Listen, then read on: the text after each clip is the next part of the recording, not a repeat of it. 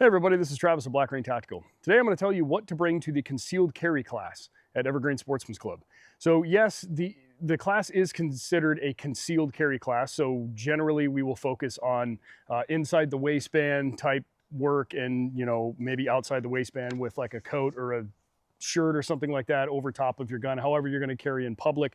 However, if you did want to, you can run an overt battle belt like this in that class if you want. Doesn't really matter. We are focusing on defensive use of a pistol with inside of 50 yards, okay? Other than that, the first thing that I would say to bring would be food and water, okay? You need at least enough water, coffee, energy drinks, Gatorade, whatever you want, and enough food. Granola bars, a whole pizza, brown bag lunch, doesn't matter, to last you about 6 hours.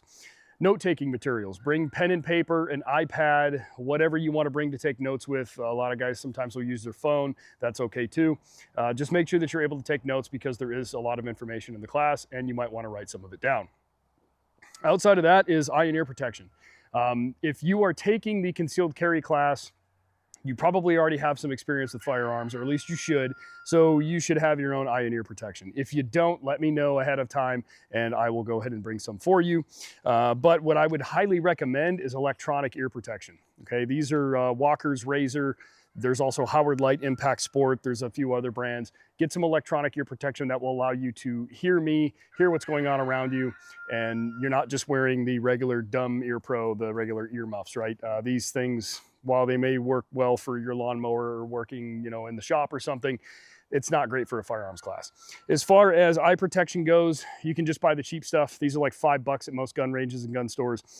You can buy them on Amazon, things like that. If you want to wear some cool, expensive Oakley ones, that's fine too, but you need some eye protection. If you wear prescription glasses, make sure that your glasses are made out of polycarbonate and not actual glass. If your glasses are made out of actual glass, you're going to need to put some sort of eye protection over top of those.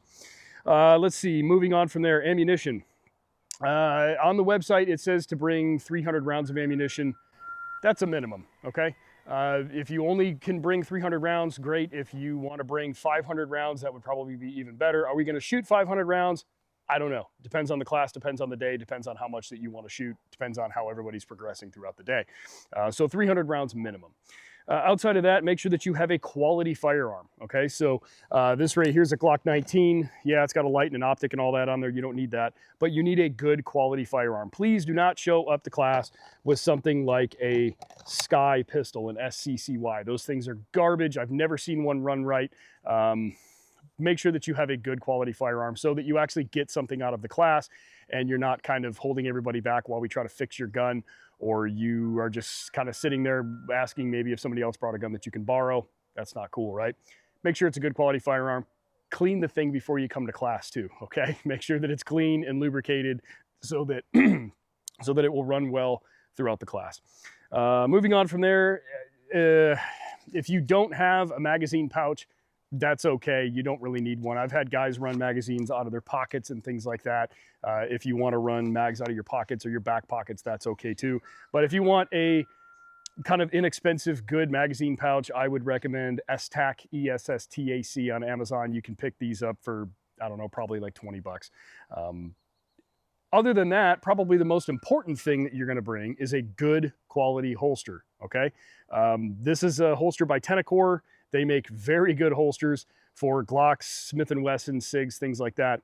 Tenacor is not the only one that's out there. There's a bunch of other good ones, but you need a good quality plastic or Kydex style holster. Please do not show up to class with a nylon holster, a fabric cloth type holster, or a Serpa holster. Serpa holsters have that little button that you have to push right here with your finger to be able to get the gun out of the holster. Those are very unsafe. I've seen people shoot themselves in the foot using those holsters before, so do not bring those. If you're wearing an overt battle belt, something like this, Safariland is the gold standard as far as holsters for that. There's other companies out there that make pretty good holsters.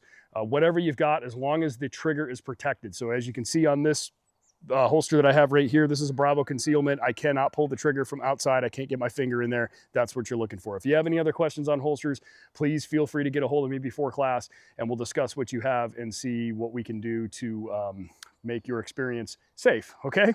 Other than that, I think that's pretty much all I got. We are focusing on defensive use with a pistol inside of 50 yards. We're going to be taking a knee. We may do some prone shooting. We're going to be shooting around corners, through windows, simulate over the hood of the car, things like that. So it's going to be a little bit of a kinetic class. If you have some disabilities or whatever, that's okay. You do not have to participate in every aspect of the class, but just understand that you're going to be on your feet. You're going to be moving around. Weather is the weather here in the Pacific Northwest. So if it's raining outside, the class still continues. If it's 100 degrees outside, the class still continues, okay? We'll be there rain or shine. Other than that, if you got any other questions, if you think that I missed something, please get a hold of me via email, text message, give me a call, something like that, and I'd be more than happy to answer any questions. All right, thank you. Stay safe.